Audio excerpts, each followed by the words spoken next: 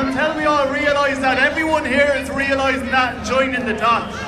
And realising that this isn't just about the water.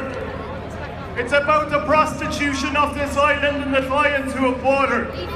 It's about how they bought and sold us like we're cattle at a mart, as we swallow what they told us and tore ourselves apart. It's not meant to be divisive.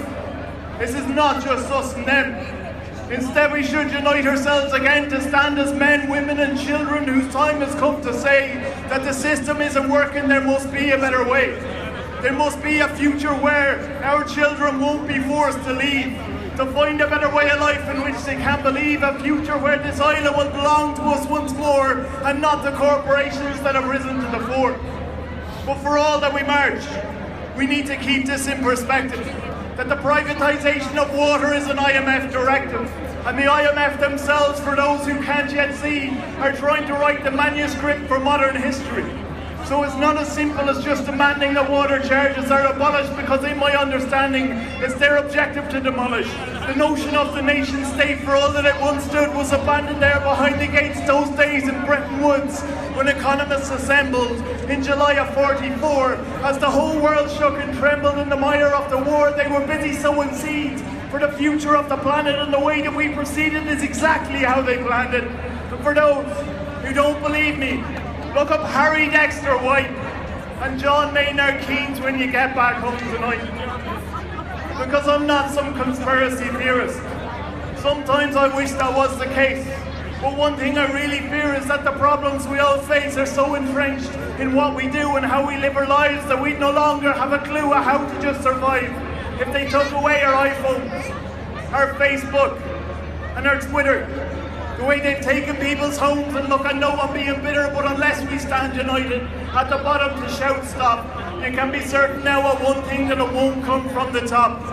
Because the trickle-down economy has been dammed up now for years, and the 1% have no intent to pay back the arrears. So it's time to leave our differences and learn to come together, or the freedoms people fought for will be lost and gone forever. Because now our ideas of unity and the nature of society abandon the community and push the impropriety on the people who are making calls for all-out revolution without any real ideas of a cognizant solution. But in every revolution where the wheels remain the same, the bicycle will only travel further down the lane. No matter who pushes the pedals, the nature of the game just becomes the hunt for medals and the quest to lay the blame. So we look to blame society, and we cite a lack of trust. But in the cold light of sobriety, this all comes back to us. Because Ireland is the prototype of globalist ambition. We bought the hype and sold the rights to all our old traditions. And those we didn't sell, we just gave away for free to the cronies and the phonies of this modern dynasty who see success as something measured by the others they put down, just to elevate themselves to the status of the clown. Well look,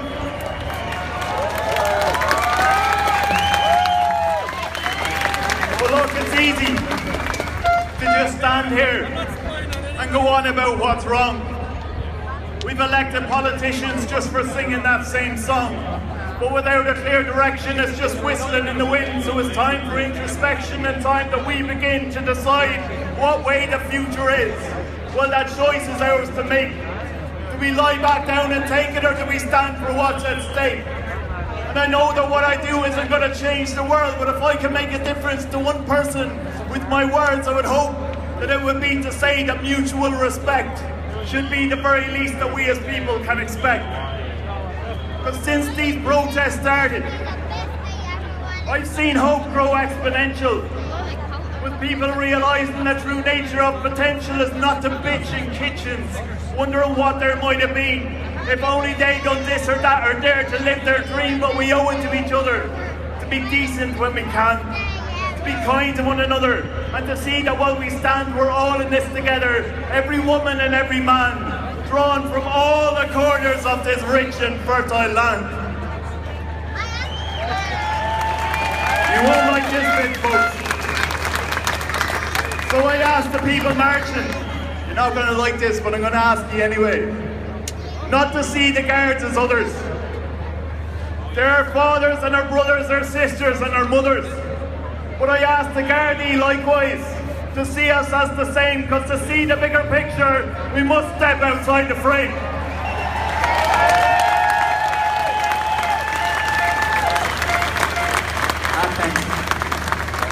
And to those who see mass protest as a waste of time at best, it's only because of protest that the charges were addressed.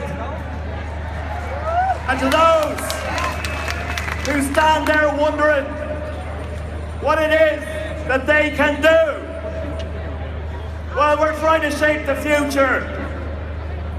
All we're waiting for is you. Thank you, folks. And let's say Murphy on Facebook if anybody's looking over me. Cheers.